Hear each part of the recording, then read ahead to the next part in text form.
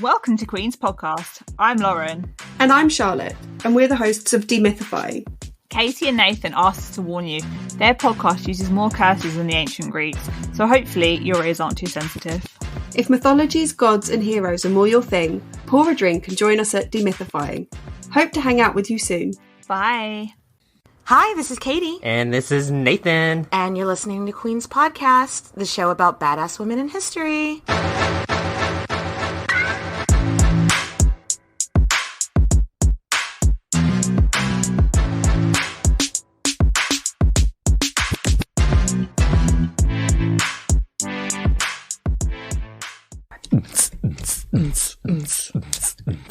Get into it. Yeah. Get into it. Hey, Nathan. Hey, Katie. Oh my gosh, Nathan. This is going to be our last episode of 2021. Gee. I am having flashbacks to our last episode of 2019 because I remember going back and listening to it at the end of 2020 and us being like, oh my gosh, everybody have a great 2020. And I wanted to like add in narrator voice, like they did not have a great 2020. It's kind of true. So, not a good year for anybody. No, so I'm not going to jinx ourselves this time. But so we are going out with a bang with this episode. Yes, I think everybody's going to love this next chick that we're covering, by the way. I think so. There's something for everybody. So, Nathan, without further ado, who are we discussing? Jeanne de Clisson. I said that very French-like. As Frenchy as you could get. As Frenchy as French can be. I mean, I am 30% French. Okay, so 23andme.com. Yeah, right. I know. Advertisement. But I mean, I was all 30% of that just now. Yes.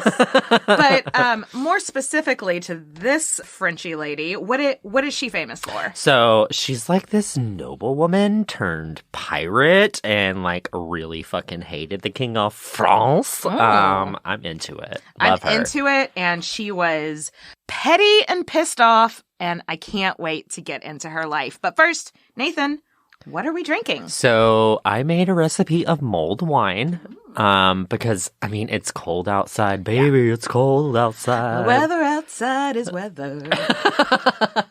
I've always felt like Baby, It's Cold Outside is like... It's super rapey. Yeah, it's a little rapey rapey. song. Like, I gave you a roofie, baby, it's cold outside. What's in this drink? It's getting very dark inside. Yeah. But mulled wine, so basically I just took like 5 cloves, some orange slices, some lemon, apple, and then I used star anise. It does look like a butthole.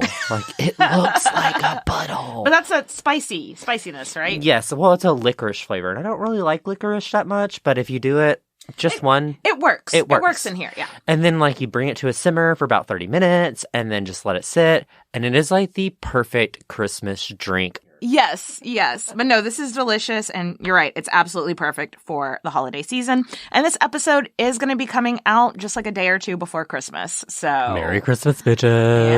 Yes. Before we get started, we've got 2 Patreon shout-outs. Thank you so much to our brand new supporters, Ashley and Nicole. Yay! Thank you. And thank you, obviously, to all of our Patreon supporters and all of our listeners and everyone that follows us on social. We adore all of you. All y'all. All y'all. All y'all. That is very Texan of us. So let's get started. So, Jeanne de Clisson was born in 1300 at some point. Probably 1300? Maybe. Don't know. We don't know. Fucking typical. Fucking typical. Her name at the time of her birth was Jeanne-Louise de Belleville, Dame de Montague. Okay, Katie, step aside. Let a French bitch try to say Okay, all right, come on, French bitch. Jean-Louise de Belleville, Dame de Montague. Oh. Yeah, sure. I totally made that up. That is a mouthful. Yeah. So we're going to call her Jeannie. Oh, like the Elton John song. Little Jeannie. I love that song. Little little genie. So she's going to be our little genie for this episode. So her family wasn't the richest or like most powerful family in town, but it did A-okay. I mean, she was still part of the nobility. So she wasn't she was fine. They were doing okay. They were fine financially. We really don't know a whole lot about her upbringing, though. Yeah. Brothers? I don't know. Sisters? I don't know. Education? I don't know. So if she did get an education, we would have to assume that it would have been like that practical education that most noble women at the time would have had. She could read. She could maybe spoke more than one language. You know, she had that religious education, how to keep a household, etc., etc. Exactly. So since we don't know much about her childhood, let's take a moment to talk about where she grew up. One of her nicknames in history is the Lioness of Brittany. Rawr. Rawr. And she had a big pussy. Oh, God. Oh, Jesus, Nathan. I mean, she did have big pussy energy. She definitely had big clit energy for sure. But no, this is our third, I think, queen that we've covered that has had like an animal nickname. There was the tigress. The tigress for Caterina Sforza. What was She grabbed herself by the pussy. She did grab herself by the pussy. And then what did they call Isabella France? The wolf. The she-wolf. Yeah. Yeah. And so we got the Lioness of Brittany here. I don't think we've spent any time in Brittany in any of our episodes before. Today, it's part of modern-day France. Yeah. It's on the coast, and it's like a really short boat ride from Brittany to southwest England. This is where I went down my first rabbit hole in First the of research. 500. So they had a very specific culture in Brittany that was like it wasn't part of France yet, but it was kind of part of France. And it wasn't part of England, but it was kind of part of England. And Brittany is one of the 6 original Celtic nations. I mean, Great Britain. Brittany. Yeah, that's how it got the name whenever a bunch of people were, like when the Anglo-Saxons were coming over to Britain, a lot of the people already there fled and ended up in Brittany. Ah. The Breton language is actually more Celtic than it was French. Huh.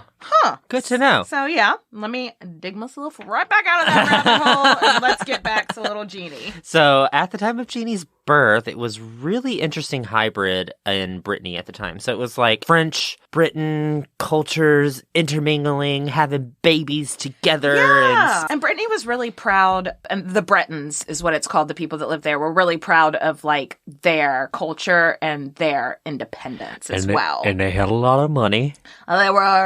The whole region was doing A-okay. Yeah. Port cities usually do. Uh-huh. Because, you know, it's a port. It's a port. Yeah, that's where the commerce comes in and out of. Yeah. Yeah.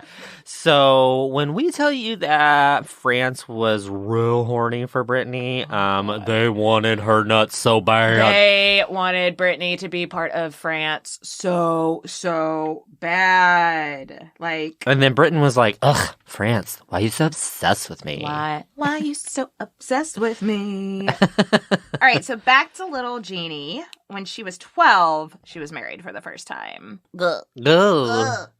Babies don't need jobs and babies don't need to get married. Babies don't need husbands. You heard it here first. Might be a controversial take. Babies don't need husbands. Tell your mom. Tell your mom.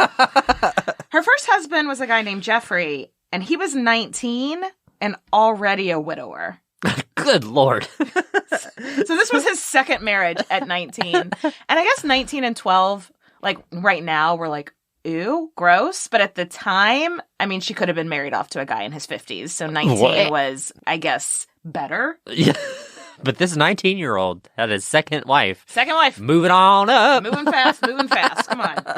So we really have no insight into their relationship. And like, we have no reason to see that it was a love match. Mm-mm. But we also have no evidence to see it was the opposite. Well, we might have a little glimmer into that it wasn't a love match, but we'll get to that in a little bit. Yeah, and so by the time she was at the ripe old age of 14, she was a mom. And babies don't need babies. Babies don't need babies. Babies don't need jobs. Babies don't need husbands. Babies don't need babies. Tell your mom. Tell your mom.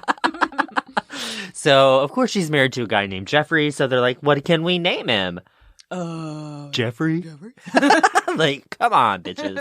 And then again, 2 years later, she was mom to a daughter named Louise, which, again, is like her middle name. So not very creative. They were married for 14 years until Jeffrey's death in 1326. They had those 2 babies, like bam, bam. And then they didn't have any more children for the rest of their marriage. And also, and again, we'll get to it a little bit later, she might have had a 3rd child within the time of their marriage that was fathered by somebody else. Scandal. The thing that's crazy is I had the hardest time finding anything about this maybe 3rd illegitimate child that she had while married to Jeffrey, because it's such a footnote in everything else that happens in her life. Any other noble woman from the time, that might be the whole story. Yeah. And in this one, they're like, she might have had child out of wedlock while she was married. But No big deal. Let's talk about other stuff. That's just a footnote We in her got more biography. shit to cover. Yeah, well, it's also possible that she probably had children that died in infancy. Yeah. But it wasn't well documented because history is depressing. It really is. So sad. But I don't know. It could also mean that they just weren't super affectionate with each other. Yeah, and maybe she was in love with somebody else, but we'll get to that. Ooh, now she's 26 years old and a widow. Moving These people, fast, these yes. people. But a wealthy widow. She got money, honey. Because her family, she already had, like, some money from her family, but then she also had, like, dower lands from her husband, which is lands that families would put aside just for this situation. Like, if a widow became a widow, if a woman became a widow, she had money. If a widow became a widow. A widow became a widow. A widow crosses the road and walks into a bar. No, but since she's got this money, we can't just let her sitting here be an independent woman with her own money. Ugh, gosh, women with brains and money. Absolutely not. We gotta get her married again. Yeah, so, side note, so we never really hear from her, like, first 2 kids again after this. They just kind of, like, fall off the face of the earth. I'm guessing they stay with her first husband's family.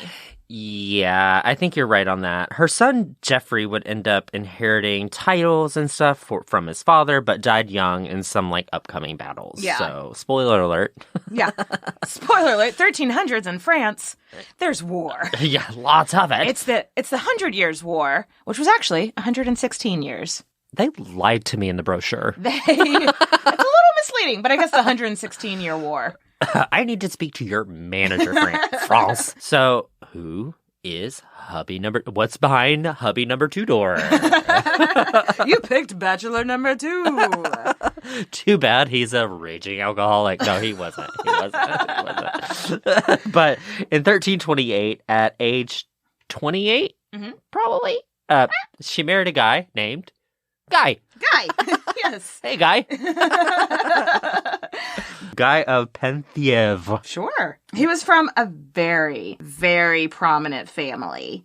So this was a huge catch for little Jeannie. Yeah. Guy's dad was the Duke of Brittany. So, yeah, you really can't get much higher than that. Mm-hmm. She got that rich dick. Yes. She got that rich dick. But Guy wasn't the son that was meant to inherit the dukedom. He had some older brothers. But he still got money, honey. Very well connected. Mm-hmm. Very well connected. We don't really know what exactly went wrong, but Guy's family decided that little Jeannie just was not a good fit for their family and petitioned to have the marriage annulled. Yeah, we really don't know why. There's no solid evidence of why it was annulled. Some speculate that Guy's family didn't really like Jeannie that much. They thought that she was a gold digger and only in it for the money, which means... I mean, she didn't... It's not like she had a chance to marry for love at this point anyway, so of course she was only in it for the money. Yes, she had no other option. I don't understand that narrative, but that's the most popular one. They were like, oh, she's not a good fit for this family, and she only wants to be part of the family for, like, the status. And she's over there being like, well, yeah. Actually. Yeah. Actually. Others speculate that it was actually Jeannie who wanted the annulment. that alone wouldn't have been enough for it to happen because she's got a vagina. And so she doesn't get to make decisions No. because All bag that- of dicks, bag of dicks. Yeah, and all that blood going to her vagina makes it not go to her brain. How could she possibly know what she wants? How is she even breathing? How does she walk? How do women walk with all that vagina going on? I don't know. And isn't this like, there's also speculation that she may have had that baby out of wedlock at this point. So it's like, possibly that's the reason the family they were like, ooh. Yeah, like, wait, if she steps out on her first marriage, what makes you think she's not going to step out on this marriage? Mm-hmm. This is all speculation. Like you said, Jeannie did not fight this one little bit, and she may have been very much in favor of the annulment. There was this newly widowed knight named Oliver de Clisson that she may have already been in a relationship with. Yeah, she's probably boning him. He is the father of the child that she had out of wedlock with her first husband. Yeah, so there was a lot of ear. And now that his wife is dead and her second marriage has just been annulled, they finally get to like actually be together. Yeah, it's like literally the next day. Yeah, like the ink was dry on her annulment paperwork, and she was already walking down the aisle. Yeah, she's like, let's go to Vegas. Let's get fucked up. And so they went to Vegas. Yield Vegas. Yield Vegas. Our girl Jeannie is in love, y'all. Like, for sure, Which, though. isn't that refreshing?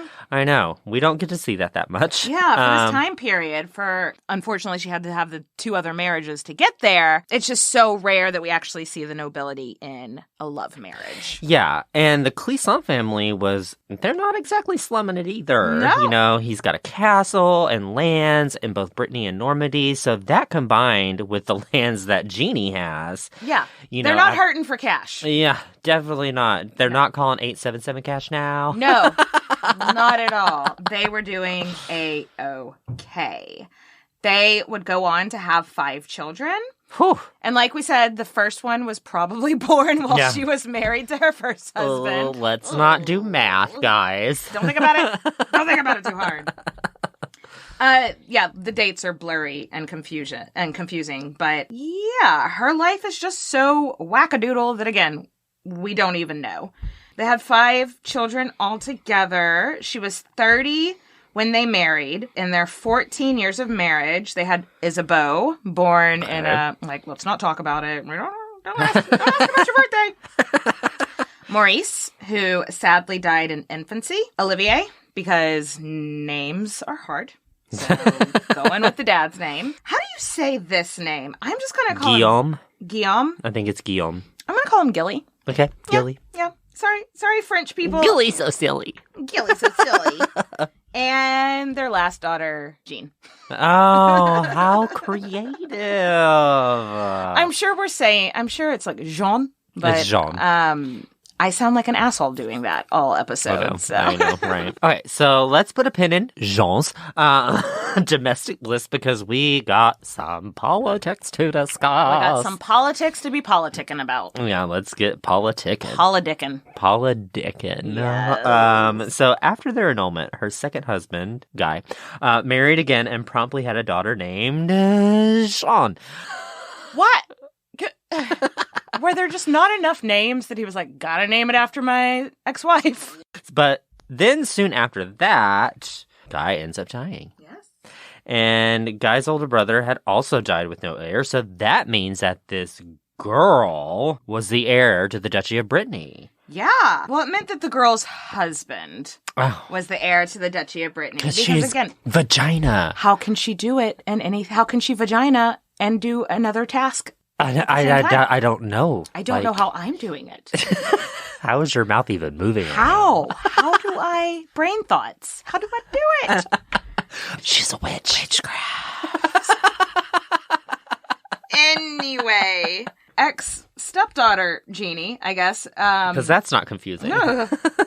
Her husband, who is now set to be the Duke of Brittany, is also the nephew of the King of France. And that could be problematic. remember, both France and England want to have control over Brittany.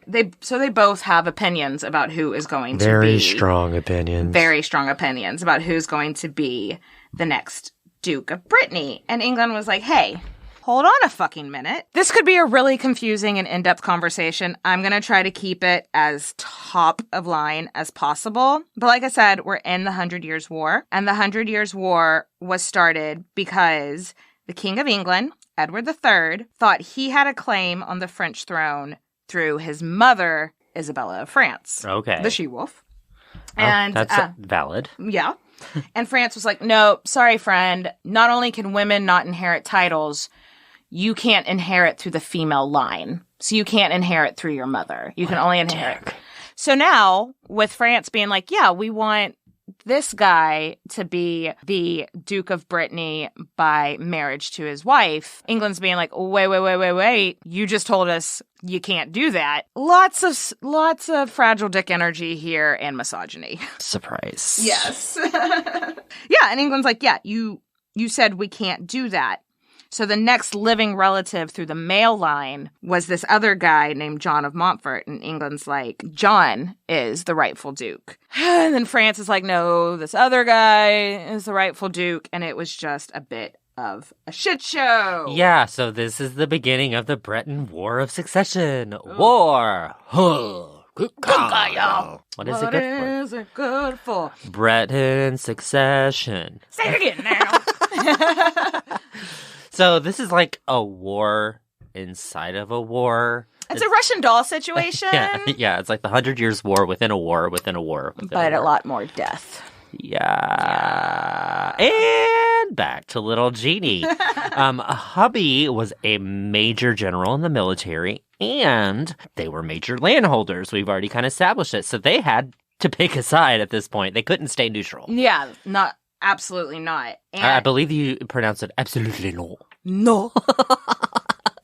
God, this 30% French in me is 23 in me. Thank you very much. Hubby, Olivier, had already fought with the French army before, and they had lands in other territories that were controlled by France, and so it just made more sense for them to align with France over England. Yeah.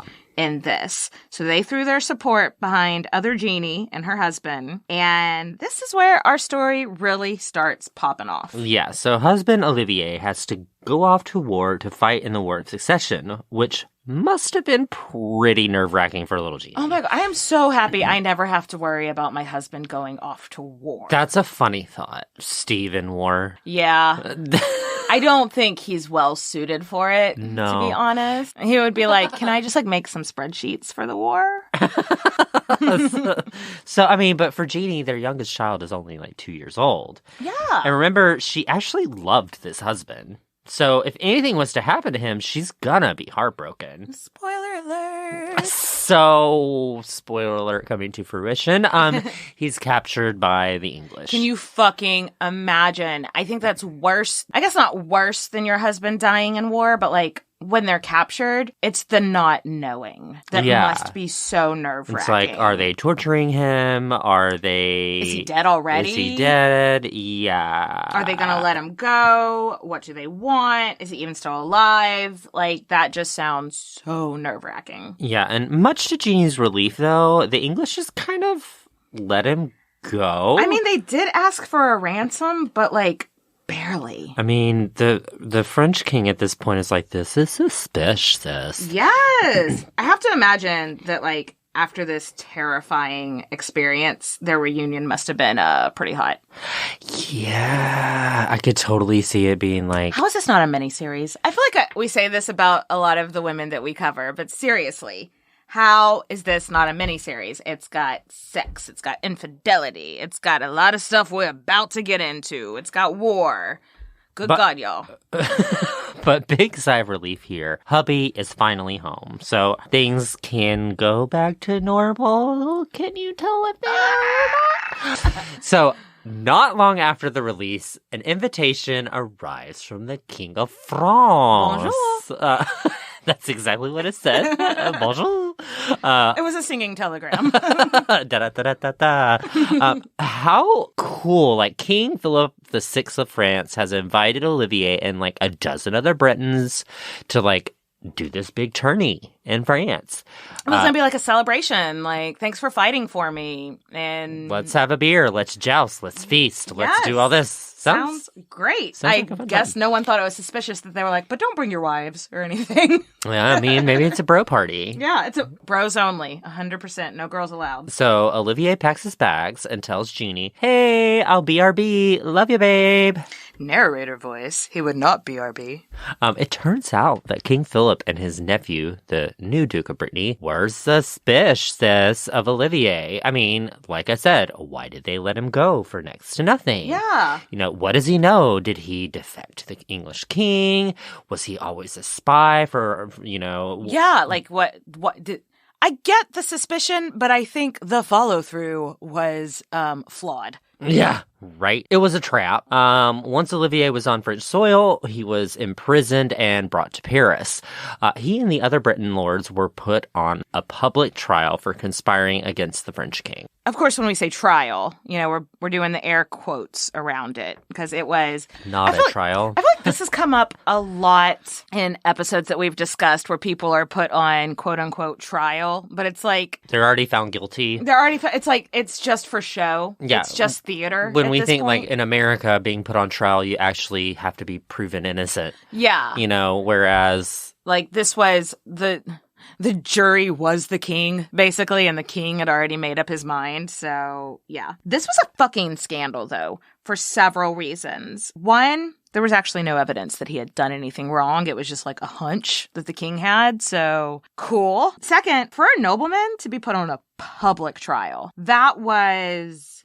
Are you fucking serious? That was not a done thing. So even people very close to the king were like... Yeah, because like at the time, being put on trial, that was like done for peasants. Mm-hmm. Like that was entertainment for peasants. And if the nobles were put on trial, it was private. Yeah, because they didn't want to make a big scene out of it. So for a nobleman to be put on trial in front of peasants was like huge sign of entertainment. Disrespect. Yeah, basically. It's like... It was like even the people in the nobility... You know, they weren't saying it out loud to the king because they didn't also want to be put on public trial, but they were all like, tacky. Yeah. Tacky much, Philip? Yeah. So Jeannie is obviously a mouse. Yeah. Panic mode. Yes. Full-blown panic mode. Yes. We think she may have even sent a bribe to one of the jailers to try to like sneak her husband out, which don't blame her. I don't blame her at all. What would you do in that situation? I would be like, do you want one of my kidneys? What do I have to do to get him out? But unfortunately, that wasn't all that helpful. Olivier was found guilty and immediately publicly beheaded. Beheaded, y'all. Again, so his trial was public and his beheading was public. So this was like, I feel like insult to injury isn't hard enough because having your head cut off is more than, I mean, it is an injury. Yes, it's a very severe injury. It's a very severe injury. May cause death, asphyxiation, heart attack. May lead to death, yeah. Might need to consult your physician before taking EOB beheading medicine. There's, I'll put the picture either in the show notes or on our Instagram or something. There is like an old painting from the time of the scene. It's brutal. It's not nice. It doesn't look like Olivier's having like a good time. Yeah, no, I would not want to be invited to this party. So as if, you know, getting beheaded wasn't enough. Right. The heads of these executed Britons were sent back to Brittany and put on stakes at a major bridge. Oh my God. So, gross. First, everything in history is disgusting. Yeah. Like, one, that people go and watch beheadings for fun. Because, I mean, we still watch trials for fun. But, I mean, at least they don't involve blood. Yeah. And screaming. No, but I wouldn't want to watch murder. beheadings for fun. I wouldn't want to watch an execution. No. You know, like, not. On top of that, though, like you said, sending the head to go be publicly displayed is. First of all, I've said it before, I'll say it again. I bet everything in history was super stinky. Ooh, Ooh, I see where you're going with this. I'll just leave it there. I'll just leave it there. All right, Nathan's not going to eat for 2 days. That's fine. That's fine. A little holiday diet. Pre-holiday diet. It's fine. So little Jeannie is devastated, obviously. She, goes into this deep depression, but her grief took a different form. Yeah. I never want to judge someone on the way that they grieve. Yeah, I know, because how would I react? I have no idea. I have no idea. I would react if Greg Abbott chopped my husband's head off. Right. I've always hated that whenever, you do see those trials and you see those, documentaries and they're like, he didn't act right when he found out his wife was dead. Have no idea how someone would react. Yeah, you might be totally numb and be like, you have no idea. You have no idea how you're going to react to grief. I bet my grief wouldn't take the form of Jeannie's, but you know what? I think hers is, the reason we're talking about her is because her reaction was special. I kind of feel like I would take Jeannie's stance. So let's not keep the people waiting. Let's drum roll it. So she took her and Olivier's 2 sons, Olivier Jr. and Gilly, to see ye old dad's head on ye old bridge. Road trip. Let's go cry at a bridge. So the head on the stake was meant to be like, hey, this is what happens when you fuck with the King of France. But she was like, hey, look, boys, this is what the King of France did to your fucking father. And revenge. We are going to take revenge. This is giving me Olga of Kiev vibes. This is giving me Boudica vibes. This is giving me Daenerys vibes. Yeah, you gonna fuck with me, I'm gonna burn your shit up. Yes, and I think this is a good time to take a real quick break, top off our mulled wine, and we'll be back in just a second.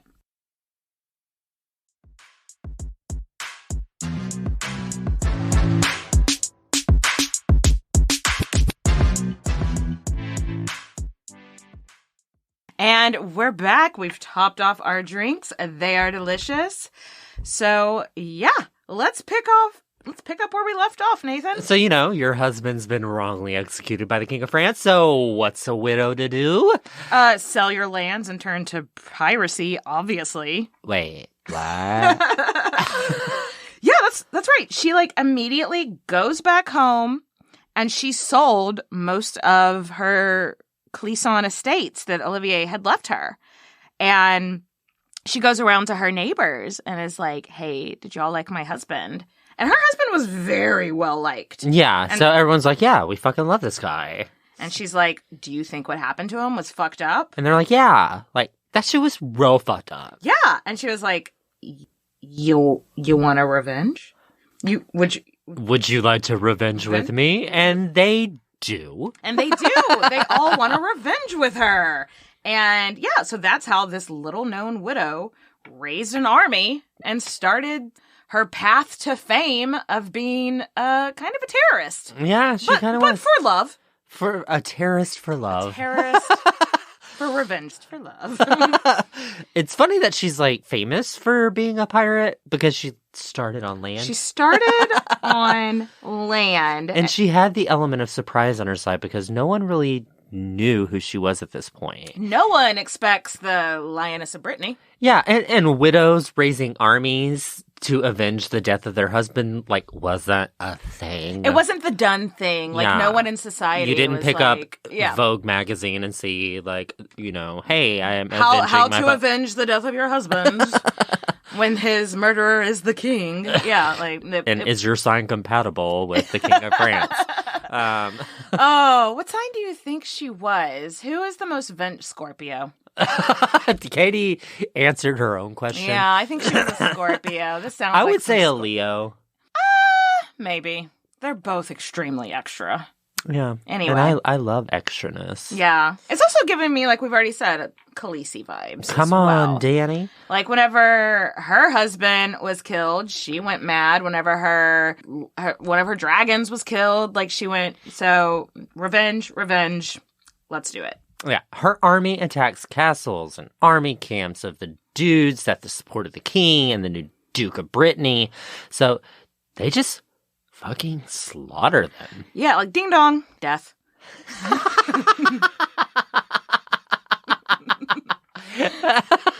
That's how it, like, well, because they didn't know. She wasn't known yet, so she's like approaching these castles and just being like, it's just little old me. I want every time that you come to my house to be like, ding dong, death. Like, okay, I mean, I can make that happen for you. But no, like, they know her, and so she's turning up at the door and just like, what's up? And then she's like, oh, my army's gonna murder you now. And because these people aren't like, they might have like a full garrison there, but they're like, it's their off day, you know. They're like all they're playing not Angry expecting Birds. visitors. Yeah, like they're just chilling watching Netflix, and then playing Angry Birds. Yeah, and then her army comes in and just starts slaughtering them all. Ding dong, death. Yeah, ding dong, death. So their MO was to leave one man alive to tell the whole story of who did this and why. So, like, I couldn't figure out if she would have actually been there while the slaughtering was happening. I would think not. They'd want to keep her safe. I just have this image in my head. Again, this bitch needs a miniseries of, like, everyone's dead around. They have this one guy that's left alive to tell the tale of what happened, and her just rocking up and be like, tell Cersei it was me. Yes, very much that vibe. Exactly. But it's like, tell the King of France, the Lioness of Brittany said, what up, you know? And then like, tell the King of France, hey. Hey. And all your friends are dead. Ding dong death. Ding dong death. Anyway, I just gave myself goosebumps even just thinking about how awesome that would look like on the big screen. You know, you got goosebumps about ding dong death? Yes. No, it really would be like, very scary. Like with the fire behind her and everyone dead around and just this little lady being like, tell the King of France, the Lioness of Brittany was here. You know, and like was here. Like spelled W-U-Z. W-U-Z. On the back of an auditorium chair in Sharpie. Sparkly Sharpie. So obviously, this is huge news in Brittany, France, and in England. Oh my God. It was, everyone was like, I'm sorry, a little widow in her 30s is doing what? Or I guess she'd be in her 40s by now. Like, but this little widow is doing what? Like, living her best life and murdering everyone. Ding dong death. Ding dong death. So Philip immediately declares her an enemy of the state, and her remaining lands were confiscated, and she's now a man on the run. Man on the run. That would be, I could see her in a boat. Yeah. Playing that song on blast. Absolutely. You know, with like the jukebox on her shoulder. Like Absolutely. the 80s. So you think she's a Wings fan? Yes. Okay. Yes. 100%. Like, it's also around this time that they gave her the nickname, the Lioness of Brittany. Rawr. But in our miniseries we're creating, she's already got the name, so she can drop it at the killings, at the Ding Dong Deaths. So what do you do when you're a man on the run with no land?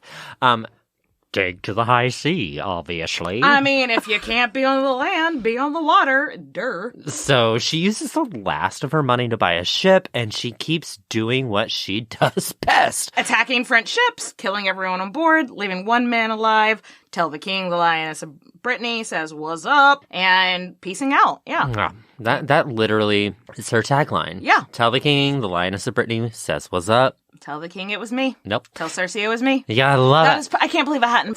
No, that's the perfect parallel. It's like, fuck you, bitch. Yes. You fucked with my family. You did. You did. So remember, this is all during the 100 Years' War, which was 116 years. Yep. But it of was France and England fighting. Yeah. So Edward, King of England, finds out this widow is out here killing and stealing from the French, and he's like, let's get that bitch on the payroll. Whoa, how do we... He's a headhunter, and he's like, we gotta get her as part of this organization. We need to circle back. Yeah, it's like, you Make hate sure France? she has the bandwidth. You hate France? I hate France? I hate France! The enemy of my friend... Wait, the enemy of my enemy is my friend? Yes. Yes. Something like that. But yes, they were 'Cause- having some synergy. So they circled back. So they circled back to the synergy of it all. Let's get that bitch on the payroll. He owned some lands in Brittany. Because like we said, Brittany was kind of like in this weird place where it was half British, half French. He was like, I'm going to give her the incomes to the lands that I own there in Brittany. It just, I know I reference Forrest Gump a lot in this podcast, but my absolute favorite line of it is when Lieutenant Dan has made an investment and Forrest gets a letter being like, saying like the return on their investment or whatever. And he's like, Lieutenant Dan invested in some fruit company or something. And so now we don't have to worry about money no more. And I'm like, that's good. It's one less thing to worry about. And the fruit company is Apple. Anyway, so now she doesn't have to worry about money no more. And that's good. One less thing to worry about. Forrest Gump is full of gems. So many gems. Yes. So Jeannie could probably go on doing like she's doing for like a long time with her one ship, evading the king. But just getting by is not really her style. She's an extra bitch. You know what? You're right. She probably is a Leo. Yeah. Yeah. You know what? She's a Leo, for sure. I'm glad we had this conversation, Katie. It took a lot of convincing. She's got to have that flair. Yeah. She's got to have that flair. And whenever she gets this money, she's like, one boat isn't enough. What if I had a whole fleet of boats? I think here in Queen's podcast, even when we don't know the birth date of somebody, we can just make it up. Be like, she was a Leo. She's a Leo. So she was born sometime between these dates. Let's say like August 8th. Let's give her August 8th birthday. 1300-ish. 1300-ish, but definitely Leo. But no, so now she's got this whole fleet of boats. Oh, and I love the name of the fleet. Please tell me. Well, first, she paints all the boats black. Like the Rolling Stones. I see a boat and I want to paint it black. I love her. And she calls them the Black Fleet. Ah. And her main ship, the one that she rides on, she paints the sail red.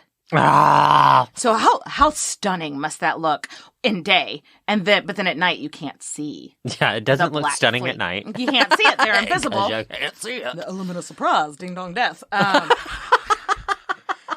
But she calls her flagship, the one with the painted red sail, she calls it My Revenge. Because subtlety is not her thing. Yeah, no. I mean, she did bring her children to see their father's head. Right. Well, speaking of her children, Junior and Gilly are on. It's a family affair. They are on My Revenge with her. She left her daughters back home. Fair enough. She's got her 2 sons with her. They are part of the Revenge. Yes. So she was on the sea in the Black Fleet for the next 13 years. 13 years. They even made a little extra money by doing favors for the King of England during the 116 Years' War. I mean, what? Nice work if you can get it. Like, yeah. Yeah. He'd be like, hey, I need a little help with the Navy over on this coast or that coast. And Jeannie's like, got it, boss. Yep. Fuck yeah. Love it. So we mentioned earlier she was giving us, those Khaleesi vibes. Well, some of the stories do make her sound a little bit like a mad queen. Yeah. Some say that if she found out a ship or a castle they took had someone high-ranking as a captor, that she'd insist on beheading them herself. So I think that there's a lot of legend mixed up with this story. Yeah. A lot of the sources are based on legend, like word of mouth. While, I don't know, maybe she did behead some people. I feel like, personally, I don't know if she ever, I don't know. I don't know how to feel about that part of the story. What do you think? Do you think she personally beheaded some nobles? No, I don't think personally. She may have ordered somebody to do it. You think so? Okay. I don't know about her. But one sign that I think shows that she may have had, lost the plot on what she was doing was that King Philip. He died in 1350. Yes! The guy of the Revenge. But she kept on going with her reign of revenge for another 6 years. Yes. She also did view the Duke of Brittany, the king's nephew, as part of the problem. So she was still trying to take revenge on him, but she wasn't attacking Brittany. She was attacking French ships and stuff like that. And Friendships. not friendships. French ships. But no, she was mainly going after the crown still, even though there was this whole other guy that she didn't even know. Yeah. And she's just like, I'm still mad. Still mad. I really do have to wonder, though, why she kept going. Like, surely she knew that she could have gone to England, retire, be a war hero. Celebrity. Yeah. She was 50 years old, which at the time was older. 1300s 50 is completely different than today 50. Yeah, 50 is the new 30 right now. Yeah, but like for her to be back then 50 still being a pirate, it just feels like rage was the only thing keeping her going. Which can relate. No, not really. I don't have that much I care rage. about anything that much. But maybe it was like, if I stop, what do I do next? Sort of thing. Oh, talk more about this psychology. Yes. Maybe that's her mission. Yeah. Maybe she just wants to keep fucking some shit up. You know, maybe she needed a rage room. Have you ever heard of a rage room? I saw it on 90 Day Fiancé. Yeah. You go into a room and you break shit. She really needed that therapy. Have you done one of those? It looks like, I don't like it. I don't think I would have any fun. I think I would have a blast. You think so? Yes. I don't like... Breaking things doesn't give me any kind of, like, dopamine release whatsoever. Exact opposite. Okay. I want to tear shit up. But no, you're right. Like, maybe the fame kept her going. Yeah. She was famous. She was a legend. She was the Lioness of Brittany. And if she stopped, her husband was dead. What did she have to do? Like, honestly, I think she liked the notoriety. Yeah. She liked being that notorious bad bitch. She liked being that bitch. Absolutely. Yeah, and I don't blame her because I'm 100% that bad bitch. I don't know if I'm this bad of a bitch. No, I don't murder people, but I do like to get a little bit of revenge. And speaking of, all things have to come to an end. We all know that saying, all good things must come to an end. Yes. A few years later, tragedy struck. My Revenge, the ship. Conflicting stories here. Yeah, I don't know what happened. I could not get a straight answer. Yeah, it's either like friendships that maybe caught up with her and attacked. Again, French ships, not friendships. Friendships. Now that you say it, I'm like, oh, it does sound like that friendships. does sound like friendships, but it was not a friendship. It was dead French ships. And they caught up with her and sunk her ship. Either way, we don't really know. It may have also just been weather. Yeah, because ships be sinking. Ships be sinking. They be sinking. Ships be sinking. Ships be sinking. Yeah. Either way, my revenge is Le Sonk. God damn it, Katie. Jeannie gets herself, her 2 sons, and 1 attending lady into a lifeboat. Yeah. And she starts rowing herself. This part of the story really breaks my heart, and in the miniseries that I'm going to manifest into being, a Lifetime special, this is going to be the part that whoever the actress is playing her gets her Emmy for.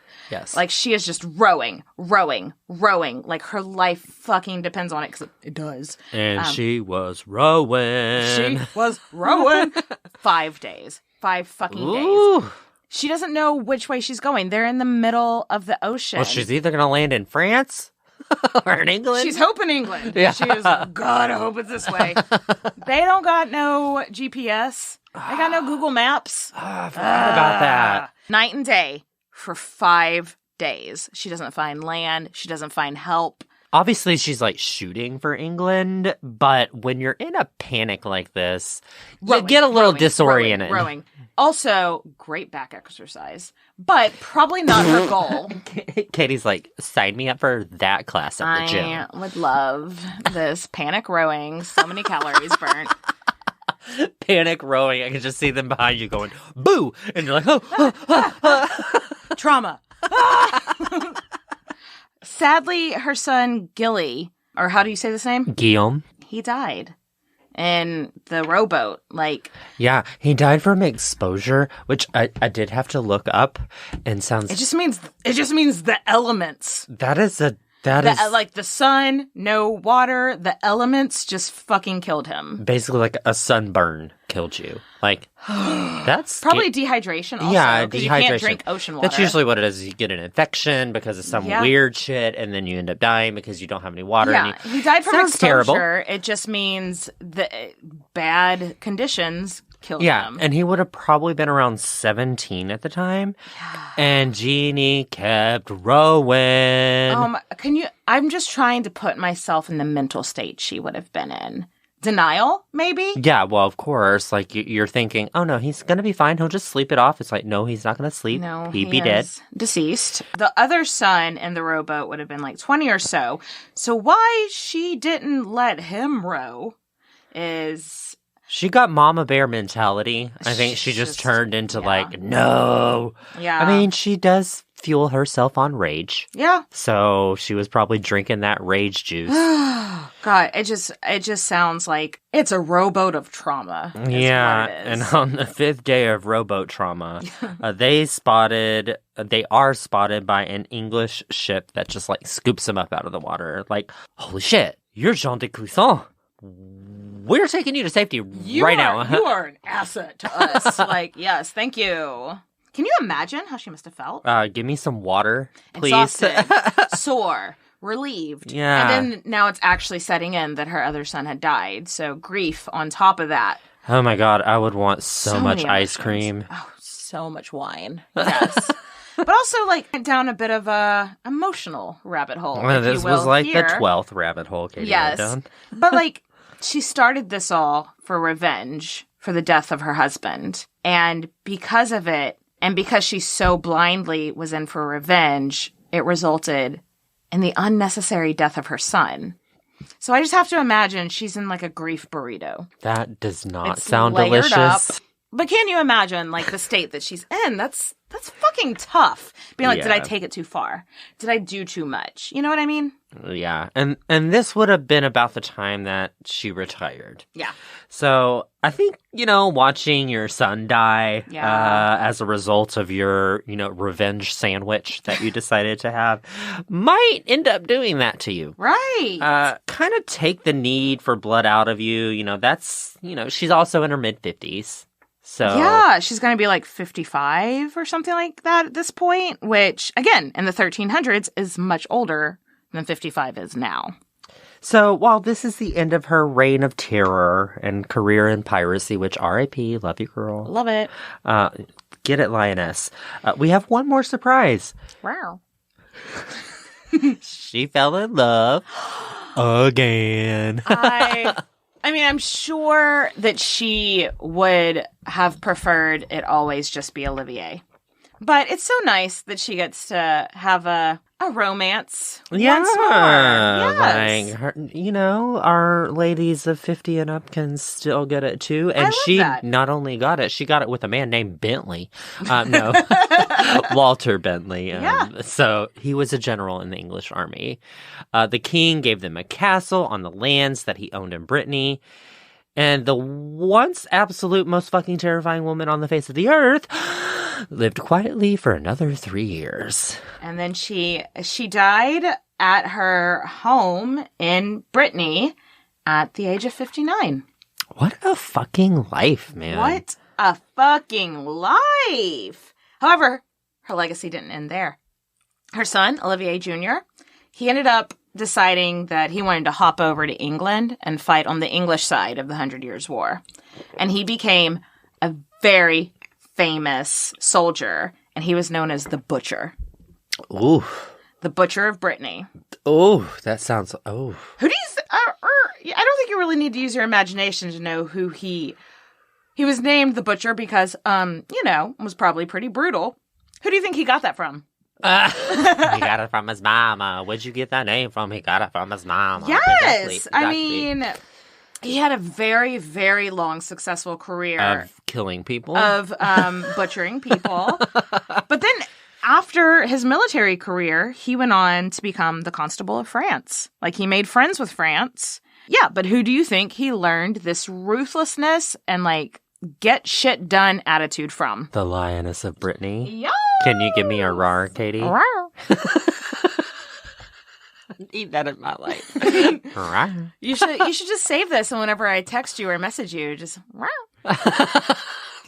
So the Lioness of Brittany has become a legend. Yes. We tried to stick to all the facts here, but some of the facts and legend just are a little mixed up. It's a little bit of a gumbo. Oh, that sounds delicious. But when the famous saying, "Hell hath no fury like a woman scorned," was created, I really wouldn't be surprised if Jeanne de Clisson was part of that. Yeah, I think she was the inspiration for that saying, for sure. Faux shields. So let's raise our glass to Cheers. little Jeannie. Here, Jeannie. We're gonna give you a cheersy, Jeannie. Clink! Cheers, bitches.